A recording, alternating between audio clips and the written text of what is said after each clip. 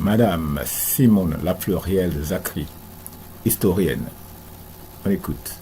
En Andalousie, il y a toutes ces tribus qui viennent du Maghreb qui sont en train de...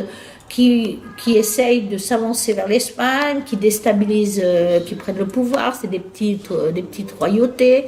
Et donc, ces savants, surtout les savants, enfin il y en a de toutes sortes, hein, Oui, on va dire. oui. Mais surtout, moi je me suis intéressée aux savants agronomes, savants ensemble, pharmacologues et botanistes.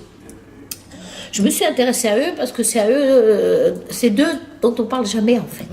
On parle des médecins, on parle des mathématiciens, des grands juristes, et il y a des grands juristes hein, aussi à l'époque. Et donc je me suis intéressée en me disant mais on est dans la même histoire aussi actuelle de l'environnement, parce que c'était la Méditerranée et toute l'agronomie, la pharmacologie, etc. en Méditerranée, c'est celle d'aujourd'hui. Et l'agronomie, par exemple, c'est une agronomie méditerranéenne, alors que même l'agronomie actuelle, et j'en parle parce que c'est aussi des agronomes, hein, ils sont pharmacologues, botanistes, agronomes. Et si, par exemple, à l'époque, à cette époque, c'est une agronomie qui est soucieuse de l'environnement.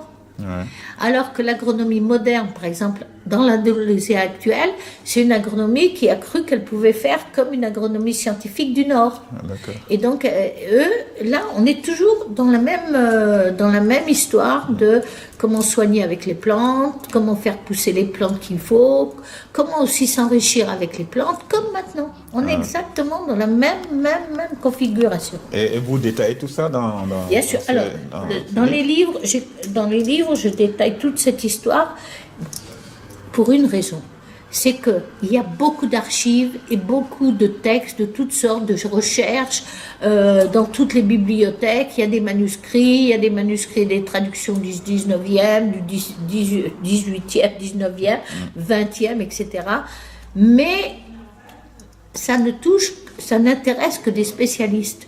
Et à l'UNESCO, tout le temps, quand on parle de savants, qu'ils soient arabes ou pas, ou musulmans ou pas, etc., il y a toujours quelqu'un qui réclame que ce soit vulgarisé.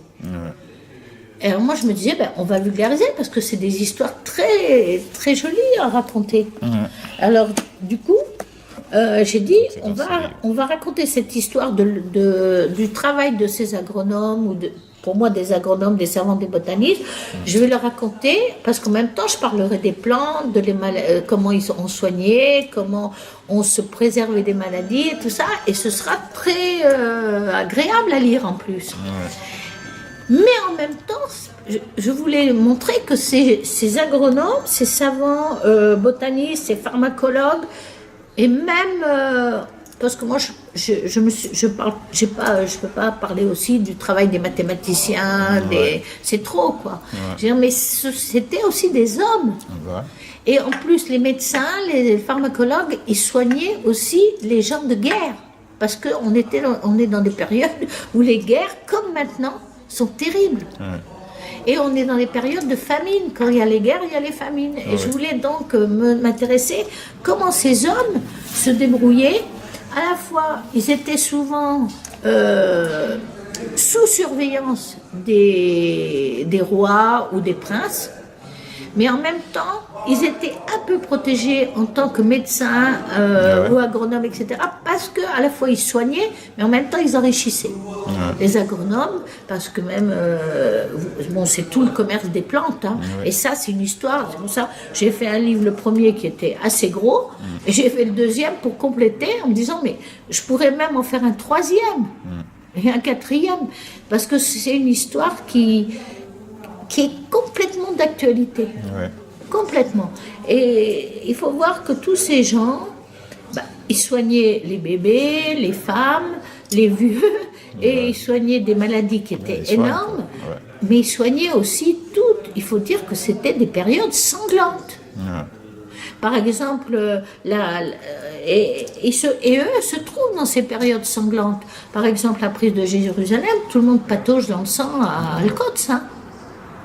Et l'arrivée, même l'arrivée des marchands vénitiens sur les côtes, qui faisaient tout le commerce, qui transportaient les pèlerins, etc., c'était aussi des périodes, même entre les Vénitiens, les gens de Gênes contre les gens de Venise, et ainsi de suite, c'était tout le temps des guerres, ou des invasions, ou des prises de pouvoir. Restons sur la guerre, on est en Syrie. Actuellement, il y a la guerre en Syrie. Actuellement, je veux dire, on y retrouve exactement les mêmes raisons. Ouais. Parce que la Syrie est toujours dans la Syrie, c'est le Bilad Sham. Hein.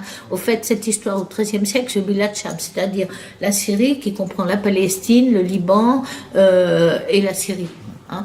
Et au fait, avec souvent des rois, des sultans qui sont à la fois rois d'Égypte et de Syrie et qui aussi organisent en fait la vie de tous ces gens, à la fois du peuple mais aussi des savants, etc., qui dépendent d'eux. Et on est dans la même période d'invasion et de mise pas de mise sous contrôle, mais où il y a des interventions extérieures pour contrôler l'ensemble de cette région, qui est une région de passage. Ouais. Ben, c'est ça, c'est une région de passage, et en même temps, c'est une région de lutte intestine entre les différents rois qui se succèdent. C'est pas vraiment une guerre des religions là qui se passe. À mon avis, c'est pas une guerre de religion. Je veux dire, elle est dite guerre de religion, mais c'est une guerre de pouvoir et de contrôle des biens. De ce que contiennent les pays, bien sûr. On ne peut pas expliquer l'histoire de ce qui se passe maintenant en Irak, vous le savez très bien, en Irak, en Syrie et dans toute la région, si on ne connaît pas l'histoire du pétrole et si on ne replace pas cette affaire dans l'histoire non seulement du pétrole et maintenant du gaz, mais aussi des routes. Et donc, quand on voit la Russie s'intervenir et en face avec les États-Unis, c'est forcément pour le contrôle écoutez, qu'est-ce qu'on peut faire sans pétrole et sans gaz actuellement? Et ça, on n'en parle pas assez. Hein, mais non, on n'en parle pas assez parce que on veut raconter une histoire qui nous convient. Mais et à l'époque, c'était la même chose.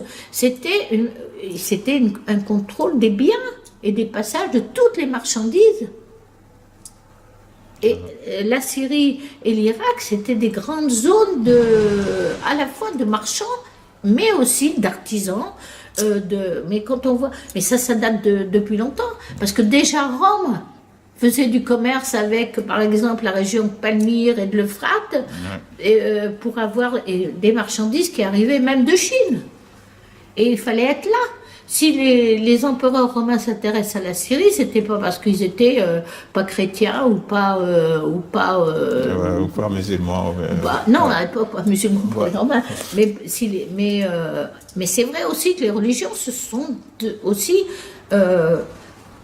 elles sont pas nées, elles se sont organisées dans ces régions. Pourquoi? Elles n'ont pas servi des réseaux pour pouvoir installer les pouvoirs, en fait. Mais bien sûr, ça va ensemble. Mais je veux dire, les religions, si on prend les religions les religions les plus anciennes, c'est aussi des questions de pouvoir. Il faut, avec tous les dieux, tous les dieux naissent dans cette région. Enfin, tous nos dieux à nous, je veux dire, actuels. Mais ça serait une histoire assez... encore une autre histoire à raconter. Quoi. Non, mais c'est la même chose. Il faut voir, c'est les hommes, d'abord, c'est l'histoire des hommes. C'est l'histoire des hommes entre ceux qui sont plus pauvres, ceux qui sont intermédiaires et ceux qui ont le pouvoir. Et il se trouve que les savants, eux, ils sont coincés. Comme maintenant, entre tout le monde, vous n'allez pas me dire qu'un savant atomiste, il travaille tranquillement dans son coin sans rendre compte de ses recherches aux uns ou aux autres. Et même ceux qui font des recherches de pharmaceutiques, ils dépendent aussi des pouvoirs. Vous voyez bien, dès qu'il y a un problème, aujourd'hui le lévothyrox, ça met en branle tout un tas de choses. C'est des pouvoirs marchands aussi. Le pouvoir, c'est pour contrôler les biens. les richesses. Ben non, et aider ceux qui contrôlent les richesses à mieux les contrôler, et ceux qui n'ont pas les richesses, ils essayent de mieux contrôler ce qu'ils peuvent acheter. Enfin, en gros, c'est comme ça. Oui, c'est mais le là, pouvoir. ouais. Et donc, moi, ce que je raconte dans la botaniste de Damas, c'est à la fois le travail de ces savants, mais aussi les conditions de travail, parce qu'ils sont souvent en exil. Ils travaillent pas, les gens de Séville ne travaillent plus à Séville parce que Séville est passé entre les mains tantôt des Almohades, tantôt des Almoravides et tout ça, ils n'en peuvent plus. Ils veulent être tranquilles. Donc, ils s'en vont. Il y en a qui passent au Maghreb, il y a des savants qui passent au Maghreb, ils se font assassiner au Maghreb. Il y en a qui vont essayer de trouver la paix en Orient, et là, en Orient, je crois qu'il faudra qu'on abrège, parce que c'est une longue histoire, très longue histoire. On va reprendre ça et une les autre fois.